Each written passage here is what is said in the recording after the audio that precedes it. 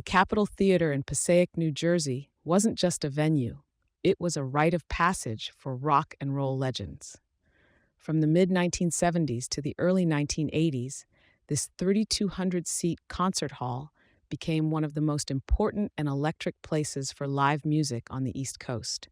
Though it officially closed its doors in 1989 and was demolished in the early 90s, its legacy continues to echo through grainy bootleg tapes, fan memories, and the countless bands who considered a Capitol Theater show a badge of honor. Located at 326 Monroe Street in downtown Passaic, the Capitol Theater originally opened in 1926 as a vaudeville house and movie palace. But it wasn't until rock promoter John Scher took over in 1971 that it found its true identity. Scher, recognizing the venue's intimate yet spacious layout and pristine acoustics, transformed it into a hub for rock music at a time when nearby New York City venues were either too large or too impersonal. What made the Capitol special wasn't just its size or sound, it was the energy. Bands felt the heat of the crowd. Fans were close enough to see the sweat on Mick Jagger's brow or the flick of Pete Townshend's guitar. The Capitol Theater was a bridge between the arena and the club, giving massive acts a chance to play intimate, high-intensity gigs. The list of performers reads like a Rock and Roll Hall of Fame induction ceremony.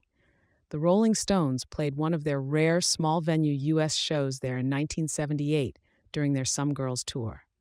Bruce Springsteen, New Jersey's own hometown hero, performed multiple epic concerts at the Capitol, including his legendary 1978 Darkness on the Edge of Town tour, one of the most cherished bootlegs among fans. The Who, Genesis, David Bowie, Frank Zappa, Kiss, The Grateful Dead, and the Allman Brothers Band also graced the stage, turning the venue into a launchpad for rock immortality.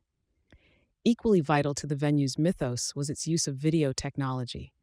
Unlike most clubs of the time, the Capitol Theater regularly videotaped concerts for projection on large screens within the venue, an early nod to the MTV generation.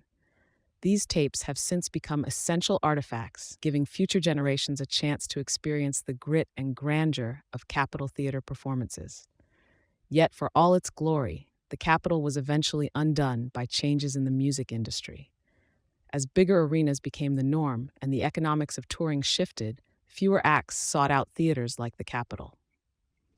After a final run of shows and a brief stint as a Hispanic cultural center, the building was shuttered.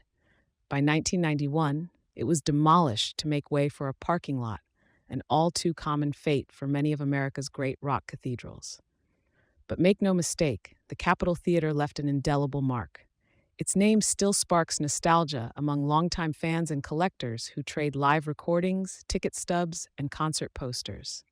For many, it wasn't just a place to hear music, it was a place to feel it in your bones, to lose yourself in a wall of sound, to be part of something electric and unforgettable.